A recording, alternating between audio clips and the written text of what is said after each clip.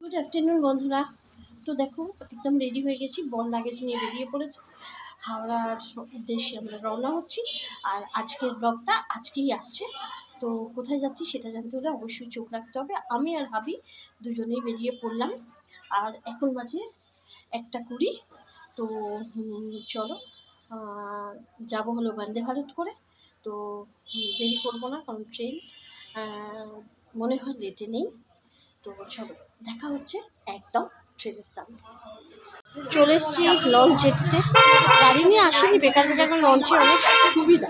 আমার বাড়ি থেকে লঞ্চ একটুখানি মানে মিনিট 5-এরও না। তো চলে এসেছি, আর আমার বর দেখো লাগেজ নিয়ে ওখানে দাঁড়িয়ে রয়েছে। ওই দেখো, চলো যাই, কারণ যেতেও বেশি সময় লাগবে না জানো, বরঞ্চ অনেকটা সময় পাবো। কিছুটা সময় আমি ভিডিও করতে পারবো, আর আজকের ভিডিও আজকেই আসবে। ওই দেখো লঞ্চ এসে গেছে, চলো আস্তে আস্তে এগিয়ে যাই। বাড়ির কাছে মা গঙ্গা, কিন্তু সময় সুযোগ পায় না, এটাই হলো কথা। বলে না ঘরণীর ঘর ফুটো, সেই অবস্থা হয়েছে আমার। চল লঞ্চ এসে গেছে, আস্তে আস্তে মালগুলো তুলি। বসে পড়েছি, একটা জলের ঠান্ডা হাওয়া আসছে, সেই জন্য কানের মধ্যে এটা দিয়ে নিলাম। চলো ছেড়ে দিচ্ছে, দেখো মা গঙ্গা, মা গঙ্গা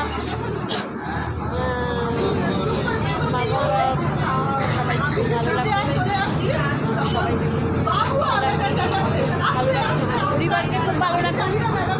চলো, আর প্রচণ্ড ঠান্ডা বলে জল মানে হাওয়াটা আসছে, তো ওই জন্য কানের মধ্যে এটা দিয়ে নিলাম জানো, এই কানের মধ্যে এটা দিয়ে নিয়েছি জানো। চলো লঞ্চ ছেড়ে দিয়েছে,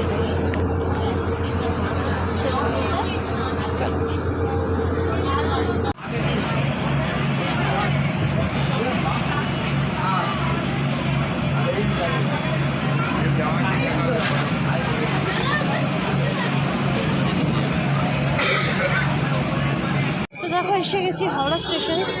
ওই যে দেখা যাচ্ছে, কিন্তু যাব হলো নিউ কমপ্লেক্সের দিকে আমরা। হ্যাঁ মানে এটা তো ওল্ড, হ্যাঁ এটা তো ওল্ড, আমরা যাব হলো নিউ কমপ্লেক্স এদিকটায়। ঠিক আছে চলো,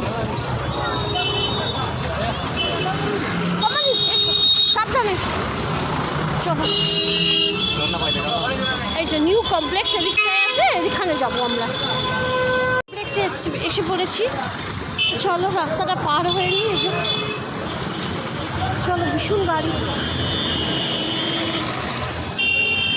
তাড়াতাড়ি চলে এসেছি, এখনো পর্যন্ত খোলেনি। তো দেখো